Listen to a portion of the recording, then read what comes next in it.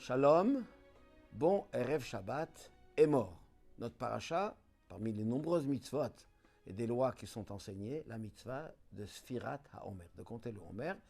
Le texte nous dit, Sfartem lachem marot HaShabbat, vous compterez pour vous le lendemain du Shabbat, Sheva Shabbatot, 7 semaines entières, etc. C'est la mitzvah de Sfirat HaOmer, c'est ce qu'on fait encore aujourd'hui. Nous sommes dans la période où nous faisons la Sfirat HaOmer, tous les jours, on compte le Homer avec la bénédiction, etc. C'est une mitzvah de la Torah.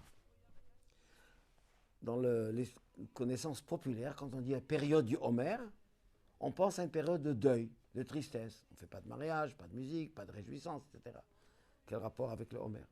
En fait, on sait qu'il y a eu une terrible épidémie qui a éclaté à l'époque, à la fin, après le deuxième temple.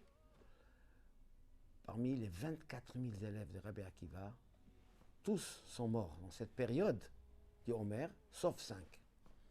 Et il y a eu un répit le jour de l'Ag, le 33e jour du Homer.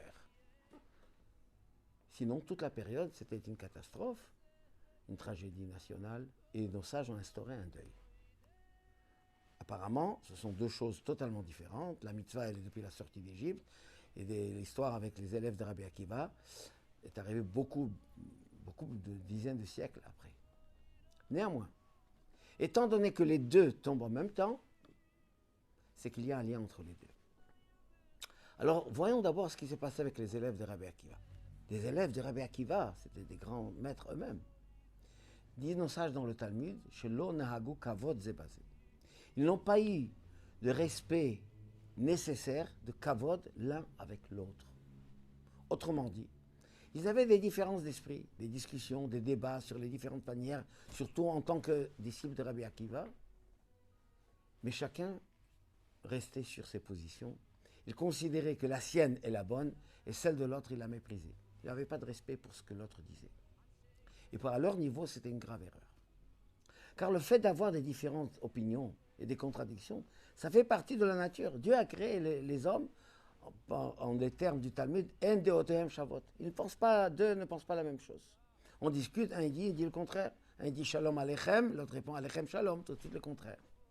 Mais le principe doit être que le débat ne doit pas être un mépris de l'autre, mais au contraire, il faut avoir le respect. Dieu a créé l'homme avec les différentes opinions pour qu'en fait, de la discussion, jaillit la lumière. Et chacun apporte son opinion, chacun apporte son idée, chacun apporte sa différence, sa particularité. Mais en faisant abstraction de sa personne. C'est l'idée qui compte, pas lui, je dois avoir raison à 100%. Et là intervient le deuxième élément. Comment arriver à cela? Eh bien ça, c'est le compte du Homer. En hébreu, compter, c'est sphira, sofer. C'est-à-dire compter, mais ça veut dire aussi saphir. Rendre brillant l'âme animale. Car les 49 jours du Homer, on travaille sur soi, on corrige ses facultés émotionnelles, on corrige ses midotes, ses manières de vivre, etc. C'est difficile, mais on doit arriver à une conclusion, qu'on peut avoir des différences, et au contraire, on doit avoir des différentes opinions. Mais il faut avoir le respect pour l'autre. Et c'est en agissant ensemble, toutes les opinions réunies, que nous pouvons effectivement trouver cette union et ce produit positif qui va sortir. Dans notre période maintenant, dans le monde, où il y a des débats dans tous les domaines, tout le problème, c'est quand on veut rester ferme sur ses positions et ne pas écouter l'autre, ne pas avoir le kavod pour l'autre, le respect, pour savoir que son opinion peut avoir aussi une valeur importante, autant que la mienne. Nos sages disent que le Homer, c'est justement pour arriver à cette propreté, saphir, transparence, cette sainteté pour arriver à sanctifier le monde entier et apporter du bien, du shalom et de l'unité pour l'humanité tout entière.